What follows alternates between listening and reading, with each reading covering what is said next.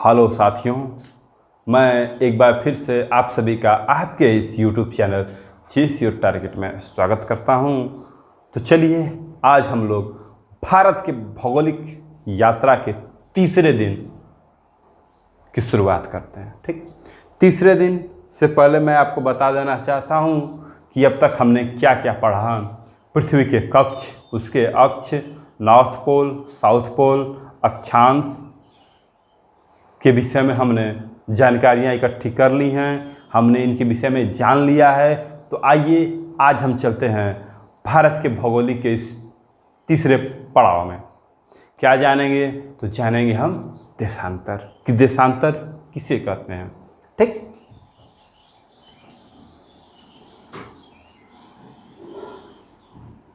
ये हमारी एक पृथ्वी का प्रारूप हो गया। इसमें देखिए, ये हमारा हो गया नॉर्थ पोल, ये हो गया हमारा साउथ पोल। ठीक, देखिए देशांतर किसे कहते हैं। अक्षांश तो आप लोगों ने समझ लिया कि 0 डिग्री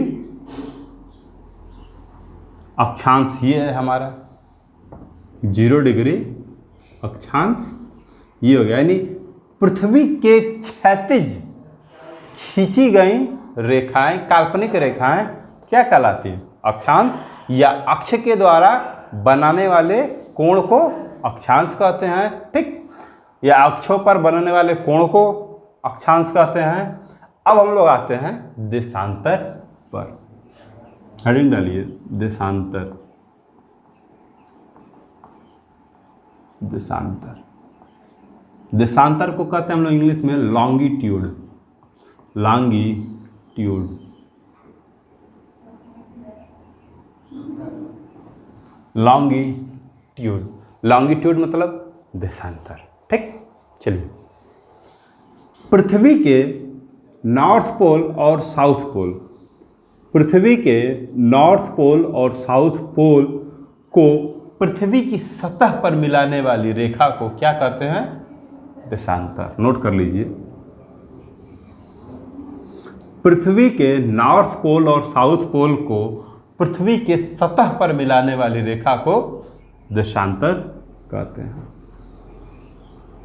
देशांतर रेखाएं हमेशा उत्तर से दक्षिण की ओर खींची जाती हैं। इस चीज का ध्यान रखिएगा। पृथ्वी की सतह पर नॉर्थ पोल और साउथ पोल को मिलाने वाली उत्तर से दक्षिण की ओर खींची जाने वाली रेखाएं देशांतर कहलाती हैं। क्लियर?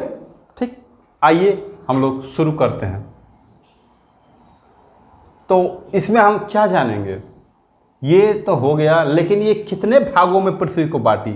देशांतर 2 भागों में पृथ्वी को बांटी। कौन कौन सा?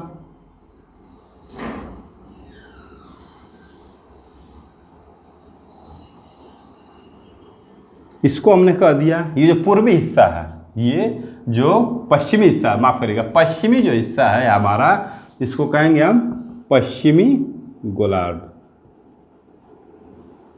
पश्चिमी गोलार्ध, ये हो गया हमारा पश्चिमी गोलार्ध। और ये इधर वाला हिस्सा,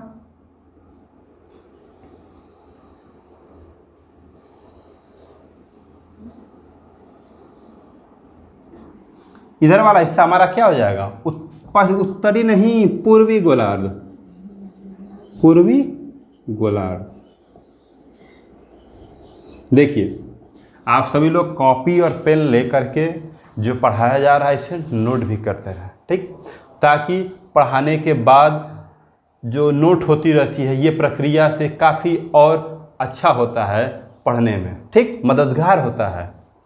तो इसको नोट भी करते रहिए आप लोग। तो ये हो गया पश्चिमी गोलार्ध, ये पूर्वी गोलार्ध। यानी देशांतर रेखाएं जो होती हैं वो पृथ्वी को 2 भागों में बांटती हैं। एक पश्चिमी गोलार्ध, दूसरा पूर्वी गोलार्ध। पूर्वी गोलार्ध। क्लियर? ठीक, देखिए 0 डिग्री देशांतर रेखा, ये क्या हो गई हमारी? 0 डिग्री देशांतर रेखा। 0 डिग्री देशांतर रेखा को और किस नाम से हम लोग जानते हैं? नोट कर लीजिए, नोट करते रहिएगा। पहला अंतर्राष्ट्रीय तिथि रेखा, अंतर्राष्ट्रीय तिथि रेखा। दूसरा ग्रीनविच रेखा। ग्रीनविच रेखा इसलिए कही जाती है क्योंकि जो देशांतर रेखा है वो इंग्लैंड के ठीक ग्रीनविच नामक प्रयोगशाला से होकर गुजरती है, या फिर ये कह लीजिए कि ग्रीनविच प्रयोगशाला में ही इस देशांतर रेखा का जन्म हुआ है। ठीक ठीक, तो क्या हो गया? ग्रीनविच रेखा।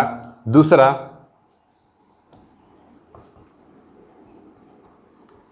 तीसरा प्रधान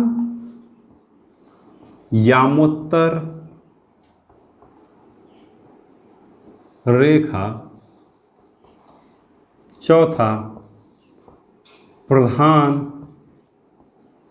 मध्याह्न रेखा। ठीक, यानी देशांतर रेखाओं को हम लोग किस नाम से जानते हैं? एक तो देशांतर रेखा, दूसरा अंतर्राष्ट्रीय तिथि रेखा, फिर ग्रीनविच रेखा, फिर प्रधान यामोत्तर रेखा, फिर प्रधान मध्याह्न रेखा। क्लियर? नोट कर लीजिए इसको, नोट कर लीजिए, इसको मिटाएंगे।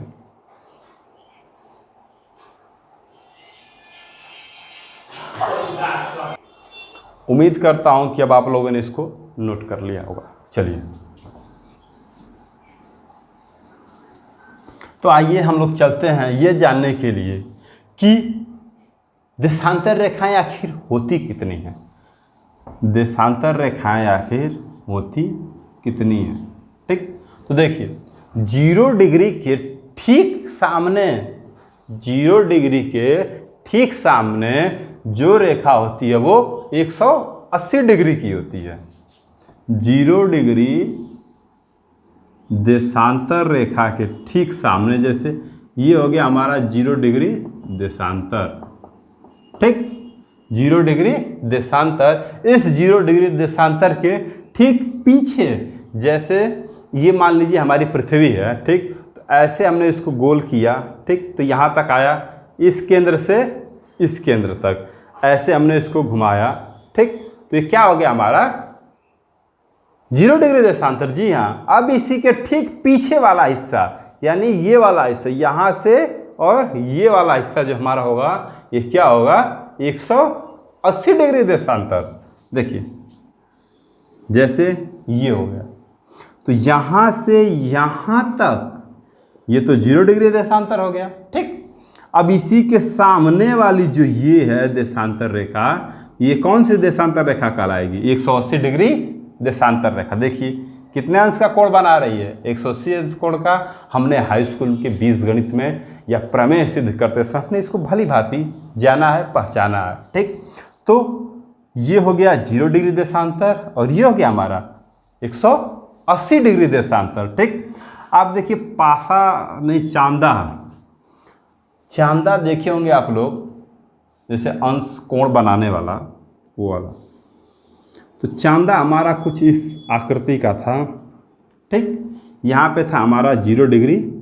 ठीक, यहाँ पे था हमारा 180 डिग्री और इसके ठीक बीच में क्या था? समकोण 90 डिग्री। क्या था? 90 डिग्री। ठीक, तो यहाँ से यहाँ तक 90 डिग्री, यहाँ से यहाँ तक 180 डिग्री था कि नहीं? कुछ याद आया आप लोगों को? प्रोटेक्टर, चांदा। ठीक, तब यहाँ का कुछ कोण होगा, तो मान लीजिए 30 डिग्री का रहा होगा, यहाँ का 60 डिग्री मान लीजिए, यहाँ का 120, ये 150 और ये हो गया हमारा 180। तो देखिए ये मान लीजिए हमारा ये पूर्वी गोलार्ध है। मान लिया हमने ये हमारा पूर्वी गोलार्ध का ये हमारा एक हिस्सा हो गया। ये क्या हो गया? हमारा पूर्वी गोलार्ध का हिस्सा हो गया। तो पूर्वी गोलार्ध के इस हिस्से में कितनी देशांतर रेखाएं हैं हमारी? 0 से 180 गिनेंगे? नहीं, गिनती हम करेंगे यहाँ से 1 से गिनेंगे इसमें। ठीक, 1 से लेकर के 80 तक कुल कितनी रेखाएं हो गई? दिक्कत हो रही है, पूरा ऐसे गिन लीजिए तो 0 से 180 तक कितनी हो गई? 181। कैसे? यहां नोट कर लीजिए, 180 1 से लेके 180 तक कितनी हो गई? 180। फिर प्लस 0 देशांतर रेखा, ये वाली, इसको भी तो गिनेंगे आप। कितनी हो गई? जब हम 180 को गिन रहे हैं तो 0 को भी तो गिनेंगे। तो कितनी हो गई? 181। ये 1 + 1, ठीक। तो कितनी हो गई? 181 देशांतर रेखाएं, ठीक। क्लियर? अब देखिए ये नीचे वाला, तो ये 179 होगा और ये 1 होगा। तो यहाँ से लेकर के 179 तक कितनी होंगी?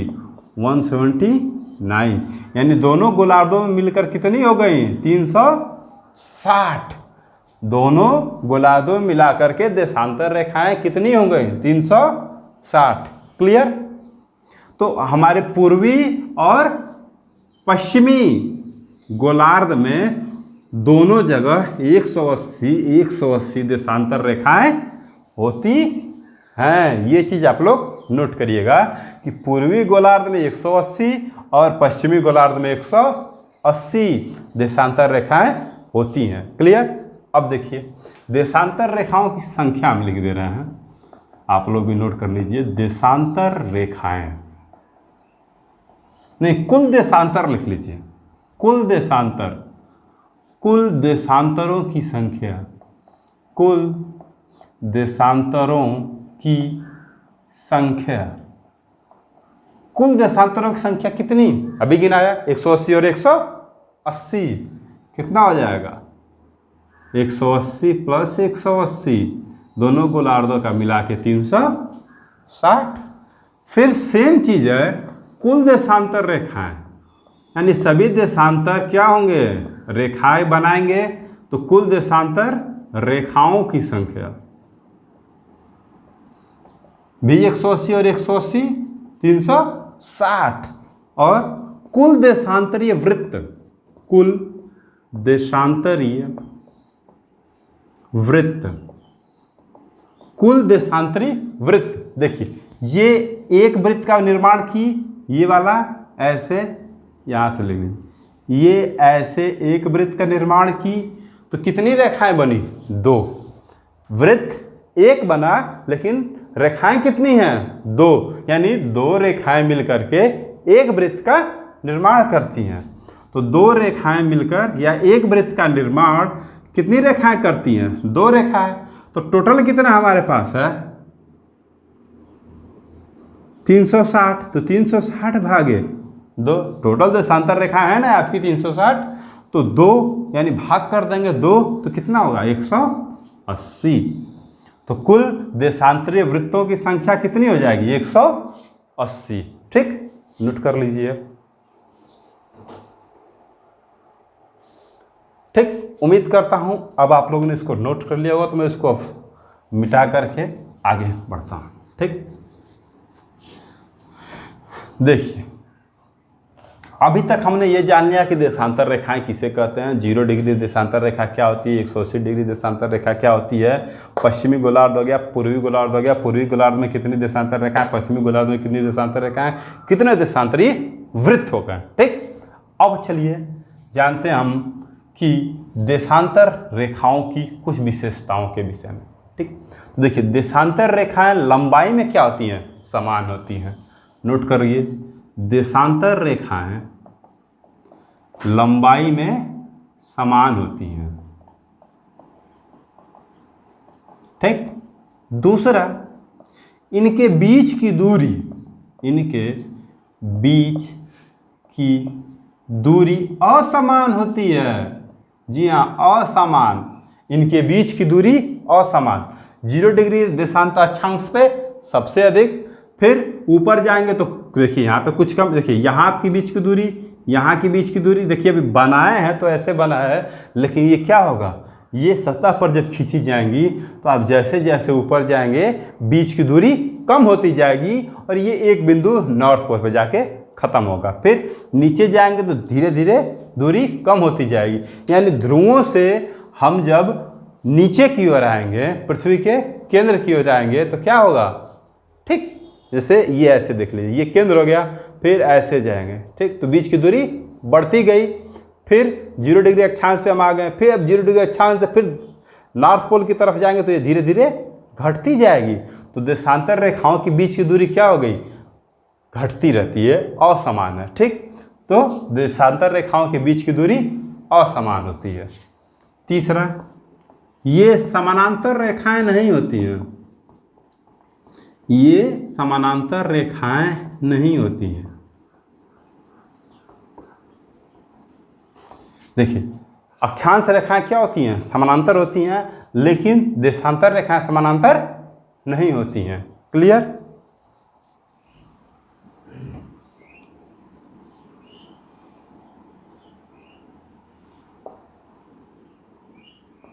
अकेली देशांतर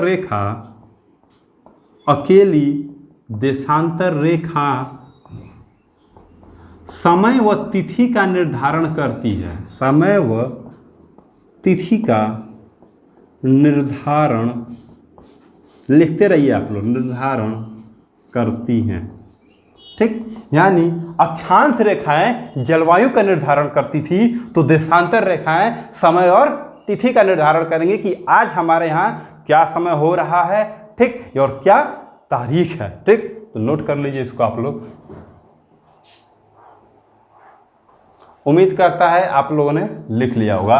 देखिए, इनके बीच की दूरी असमान होती है, हमने कहा कि अक्षांशों पे अधिक फिर कम होती है, ठीक। तो देखिए, अक्षांशों पर कम कैसे होगी, 0 डिग्री अक्षांश अधिक कैसे होगी। 0 डिग्री अक्षांश जो होता है, ये एक वृत्त बनाएगा, इसकी बीच की दूरी क्या होती है, 40,076 इसकी दूरी होती है, ठीक। भागा, इसको छोड़ दीजिए, भागा 360 कर लेंगे तो आ जाएगा कितना, 12,000। 1 मिनट, इसको छोड़ दीजिए आप लोग, सीधे सीधे लिख लीजिए, इनके बीच की दूरी 111.32 किलोमीटर होती है। नोट कर लीजिए, इनके बीच की दूरी क्या होती है, 0 डिग्री अक्षांश पे 111.32 होती है। हमने ये भी आपको दिखा दिया कि कैसे होती है, ठीक। चाहे तो आप लोग कर सकते हैं, 40,076 भागे 360 करेंगे तो ये 111.32 किलोमीटर लगभग आएगा, ठीक। नोट कर लीजिए, नोट हो गया, ठीक। देखिए, एक चीज और, ये जो होती हैं,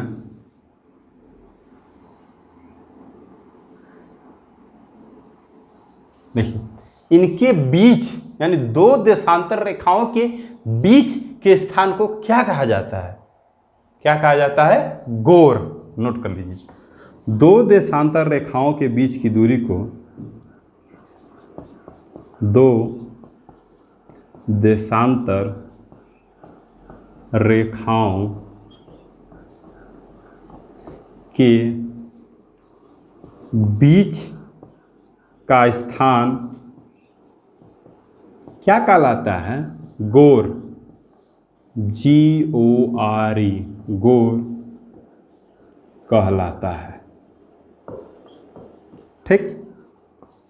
दो देशांतर रेखाओं के बीच का स्थान गोर कहलाता है।